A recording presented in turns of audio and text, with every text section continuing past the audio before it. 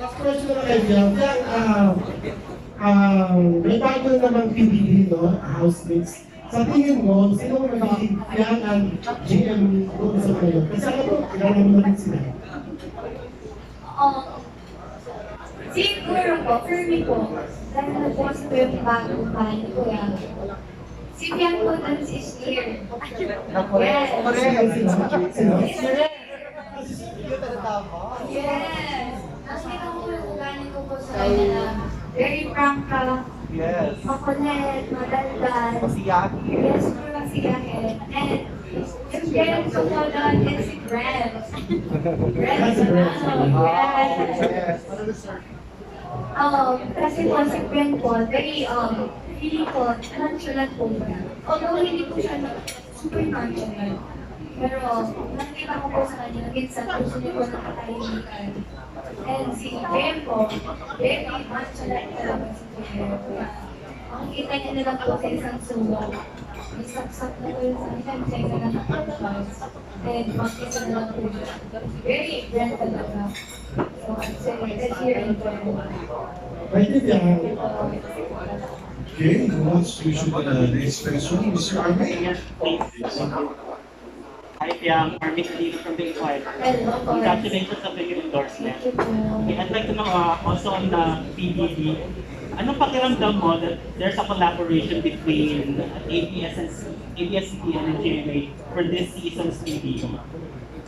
For me po, super nakakatuwa po na magkasama po sa isang bahay yung GMA and ABS-CBN.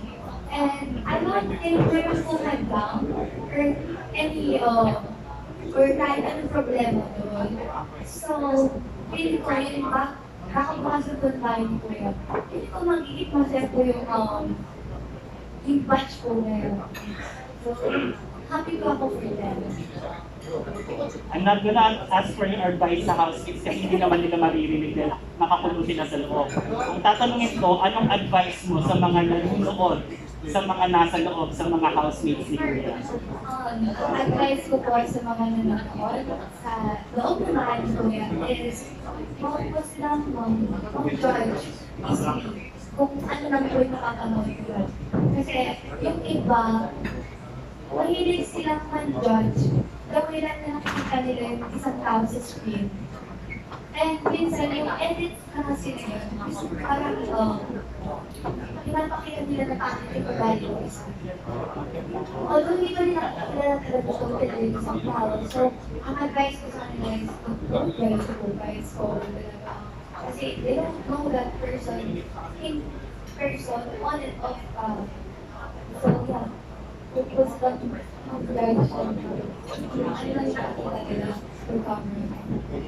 Thank you. If I may, can I have one more question? Okay. Yeah, aware ka ba na nagtitrend ng tanong na nasaan si Piang on social media? Okay.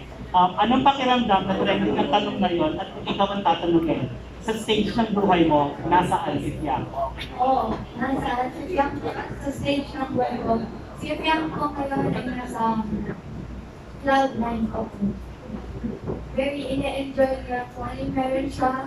Cherish niya lahat na meron siya. And si Piang ay nasa mapayapang lugar. Meron siyang peaceful, meron siyang happy mind, happy heart. Lahat ng pinag-pray niya before. Nakuha na niya. So, yeah. Si Cloud9.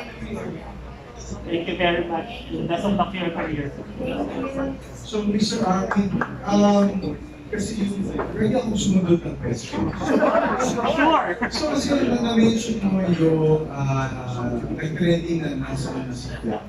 Kasi when I did Maria Clara, meron din ang reaction na naging trending din sa GMA.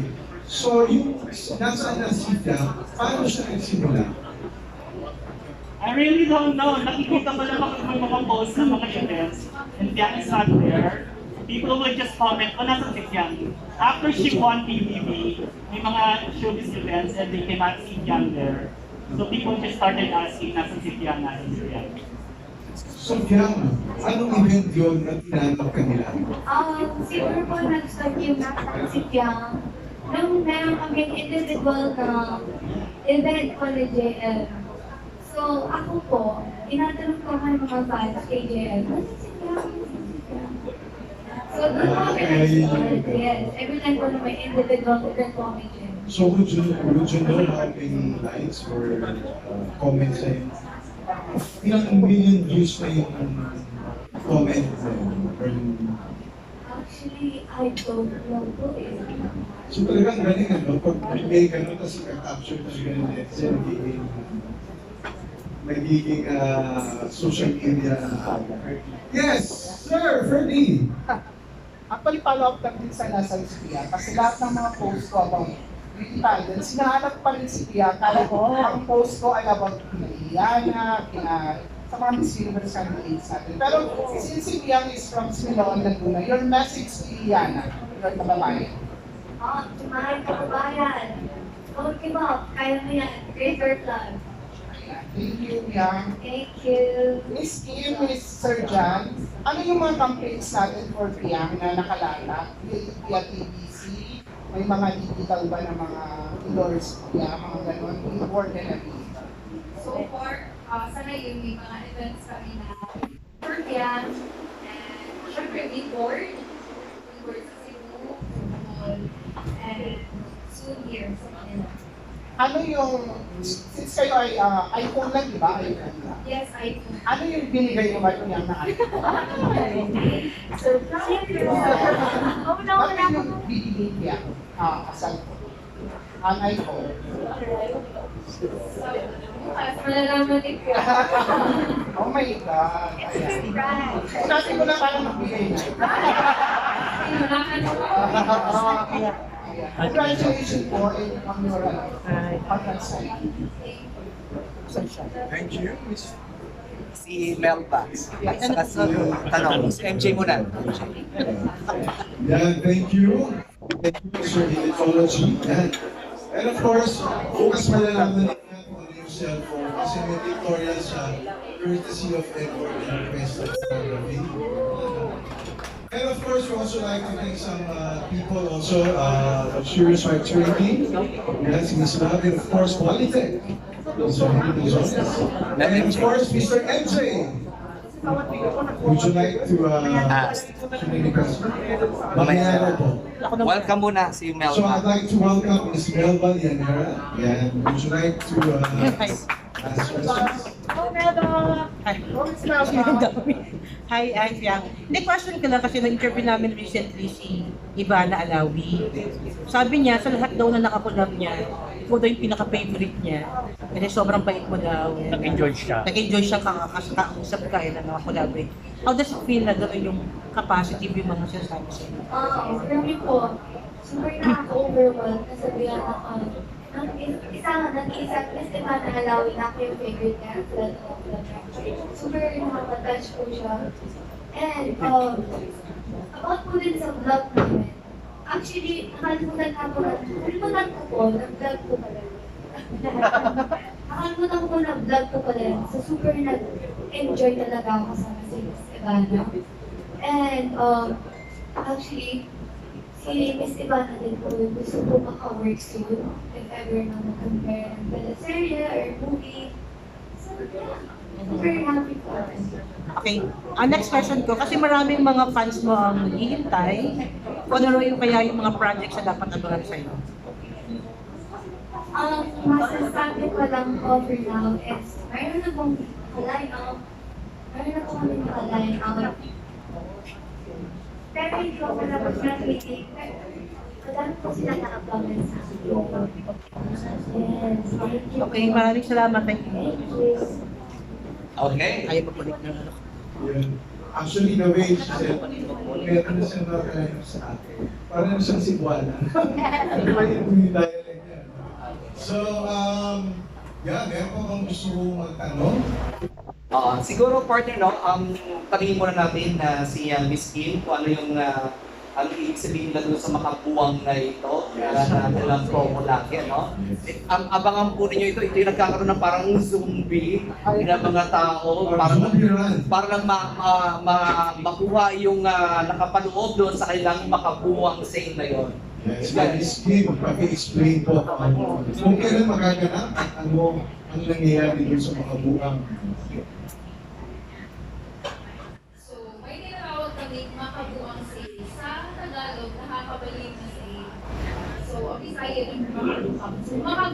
siya dahil kung makikita nyo lang, kung stop nyo lang yung page namin, yung mga tao parang zombie, naghahabulan para makakuna sa store. Kasi meron kaming promo na first buyer, free iPhone. Kunwari, first buyer ka, bibili ka lang ng iPhone 11, so may free iPhone 13 ka. Second buyer ka, may free iPhone 7, ganun siya. So, sa lahat ng K&L branches yun, sa simulan ko, and soon, right now, kaya ngayon, together with Yang, this 2025, i-open na po namin yung franchise ng K&L Marketing. Sobrang kayo. Kaya soon po, starting 2025, magiging nationwide na po yung K&L Marketing. Wow. Nationwide. So you're open for franchise from Kapaming hanggang Tulo. Yes, right now. Open na po kami sa franchise. This 2025. 2025. So, mga ilan ang pinag-project ng franchise for this year? For this year, as long sa pag-ayos, Saan? Mga ilan? Sa makakaya na. Very safe answer. Very conservative and safe answer. So, kailan magaganap yung makabuang sale? Actually, makabuang sale once or twice a month siya. Actually, this Saturday, March 15, may magaganap na isang malaking makabuang sale sa Tignan. Ngayong Sabado. Ayan. So, ngayong Sabado, abangan niyo po ang makabuang sale. Anong sa branch? 6 branches sa Cebu and 1 in Bohol. And 1 in their contact center. So, yung 6 na branches sa Cebu, saan yun? So, sa Cebu, meron po kami sa Cebu City, Mandaue City, Lapu-Lapu City, Talisay City, City of Naga Cebu, and Danao City. Yung sa Bohol. Sa Bohol, sa Tagbilaran City. Okay, yung contact center nyo is located Located at City of Naga Cebu. City of Naga Cebu. Yan, this March 15 ho yun, ha? Huwag niyo kakalimutan. So first thing in the morning, pagbukas sa Pagbukas pagbukas. ng pagbukas, first buyer yun. Yung first buyer, yun, so dapat Actually, first pumili 5 na buyers, may free iPhone.